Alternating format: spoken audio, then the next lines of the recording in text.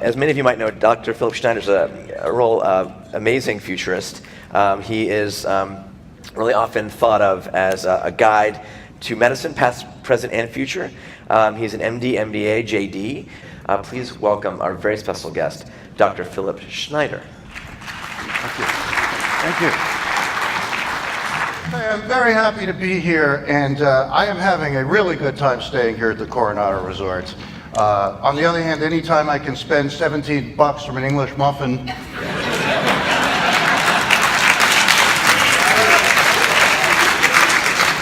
and sign it away at Singularity's expense, I'm having a really good time.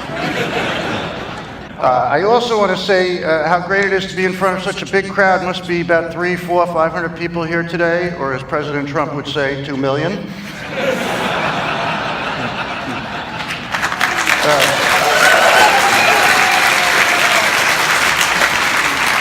Just for the record, I'm not a fan of the president, but I like his wife. I can't remember her name, though. Melanoma? I have no idea. I gotta tell you, I love this town. I had a chance to go to an art gallery yesterday that had an amazing exhibit. They had a chair made entirely of bubble gum. I reached underneath, there was a little wooden desk. It's also nice to be in front of such a specialized group. As a consultant, I'm often in front of some unusual situations. Recently, I was talking to a group of rabbis and other doctors. I remember thinking the last time I saw this combination in one room, I was a small child. And I was wondering why the rabbis had knives and the doctors were all praying. I also recently did a speech for an Alzheimer's fundraiser, and I don't know why, I never got a thank you note.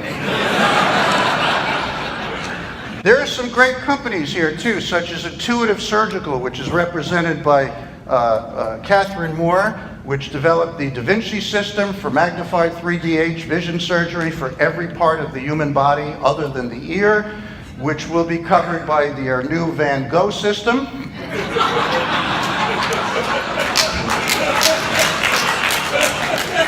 Which will cut out any hearing problems by removing the entire ear.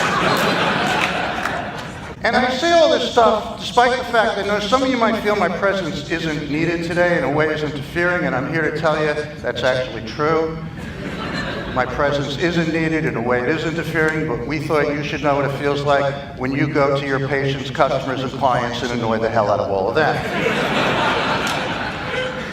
With all that in mind, though, there are many questions that must be asked about your group and all your companies, such as whether software governance for augmented intelligence, robotics, personalized stem cell lines, point-of-care lab-on-a-chip diagnostics, gene editing, 3D printing, and microfluidics will enable greater increased pharma and drug discovery, synthetic biology, medical device development, and cryogenic organ regeneration, with Chinese medicine, Western medicine, Eastern medicine, Mid-Eastern medicine, Midwestern medicine, Northeastern, Southeastern, Southwestern, and Northwest Mid-Eastern medicine, while working with herbal medicines like ginkgo biloba, Rocky Balboa, yarrow, mallow, parsley, sage, rosemary, and thyme, with cupping, seaweed treatments, flotation tanks, and long-term prison fasting, to include the blockchain, the medical supply chain, the cyber supply chain, the IT chain, the chain gang, and the love train.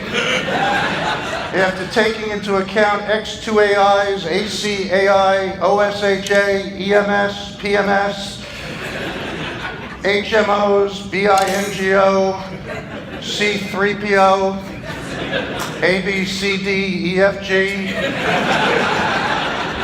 EIEIO, RESPCT, GLORIA, Showtime, Cinemax, and La La Land. Thank you. Thank you. I would say that would be one question. Another question is, what the hell am I talking about? I have no idea, to be honest. I was just quoting Kaiser's CMO, John Madison, the whole time. But the cool thing to me is you all seem to be following along. And that's why meetings like today have a value to exchange information. That's another reason I think the folks here from Singularity are the best in the business, while the people at their competitors like TEDMED or Health 2.0 are nothing more than a bunch of dorks who have managed to get lucky. And I say that not because I mean it, but rather because I'm being paid a lot of money to say that.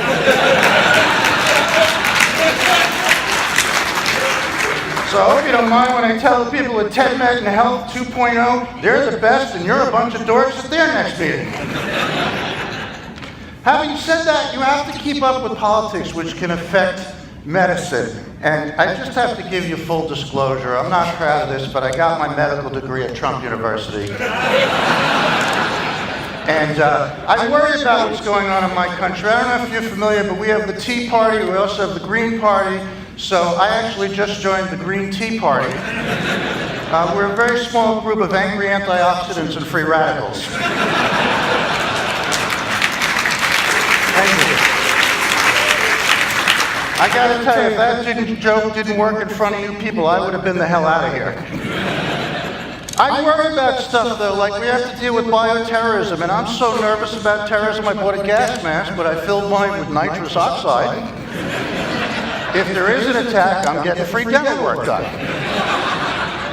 Because I don't know if you know this, but terrorism around the world, which many of you are from, is much worse than here in America. In Israel, it's so bad there, they use pigs to sniff out explosives. How unfair is this?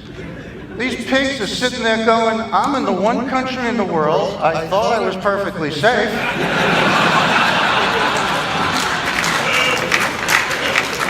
I wish I could turn into a cow and move to India. Now, there are some good things. Same-sex marriage legal here in California, in my state of New York, which I think is great, because I'm married 29 years, and my wife and I have had the same sex the entire time. I think everybody should have to suffer. With that in mind, I want to tell you about my medical background. I do a lot of surgery, and I'm pretty good, because whenever I do surgery, I use a lot of extra anesthesia. I figure this way, even if I screw it up, I'm so stoned I don't really care what happens. And we don't tell you what it's like, but there are times with all my experience, I'll be in the middle of an operation, I'll just look down and I'll suddenly realize, you know what? I have no idea what the hell I'm doing on this one. We call that exploratory surgery. Other times I'm trying to make an incision, I'll be shaking, because Parkinson's has that effect.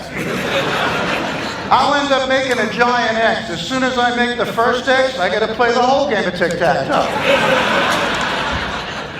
So many of us listen to music during surgery to relax. Like I'll start an operation off, for example, with Que Sera, Sera.